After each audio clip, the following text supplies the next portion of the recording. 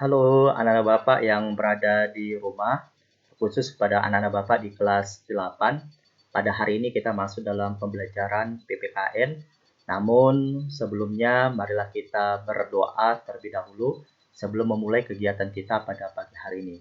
Memohon doa kepada Tuhan Yang Maha Kuasa, semoga kegiatan kita berjalan dengan baik dan lancar. Dan meminta kepada Tuhan Yang Maha Kuasa, semoga COVID-19 ini cepat berlalu. Untuk itu, marilah kita berdoa menurut agama dan kepercayaannya masing-masing. Doa dimulai.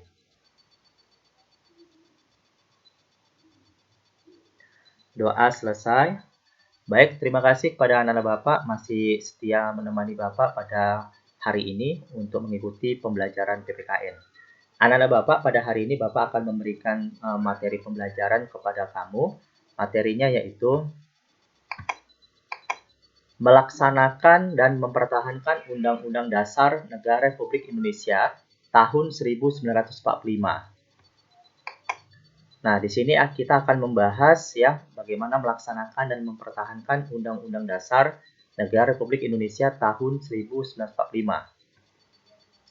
Nah, anak Bapak, di sini akan Bapak mengingatkan kembali kepada kamu bahwasanya Undang-Undang Dasar 1945 ini merupakan undang-undang dasar atau konstitusi, atau disebut juga dengan hukum dasar ya yang ada di Indonesia.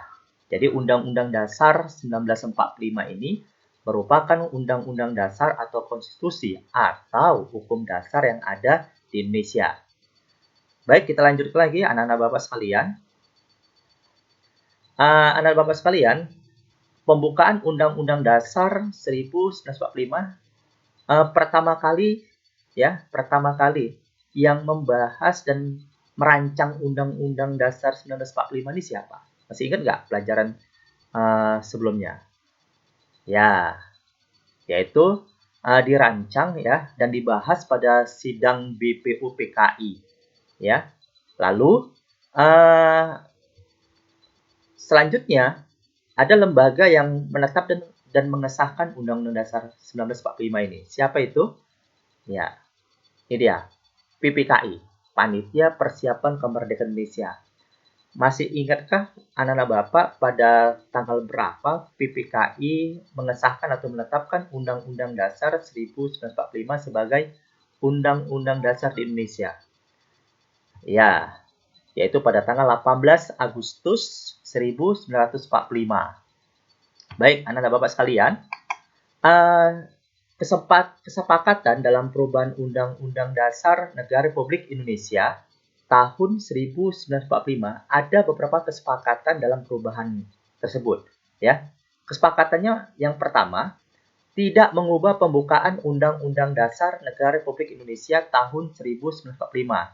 Jadi kalau kita lihat di dalam buku Undang-Undang Dasar 1945 itu awalnya dimulai dengan pembukaan Undang-Undang Dasar Negara Republik Indonesia. Itu tidak dirubah, ya, itu tidak boleh diubah.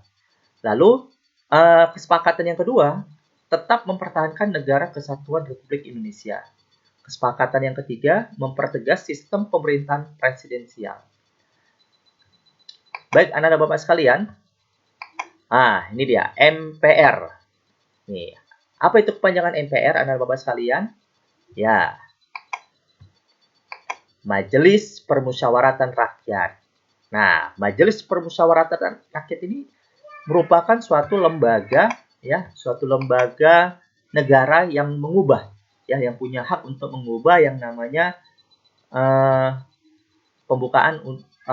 mengubah Undang-Undang Dasar 1945, ya. Nah, oke.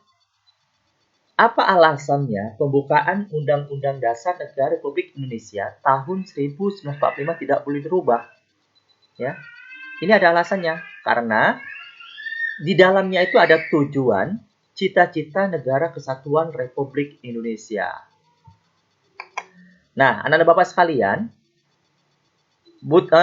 Pancasila atau isi daripada Pancasila itu kalau kamu lihat di dalam pembukaan Undang-Undang Dasar 1945 itu ada di dalamnya, ya. itu ada di dalamnya di dalam pembukaan Undang-Undang Dasar Negara Republik Indonesia tahun 1945 pada alinea yang keempat. Itu nanti dapat kamu lihat kalau kamu nanti di rumah punya buku Undang-Undang Dasar Negara Republik Indonesia tahun 1945.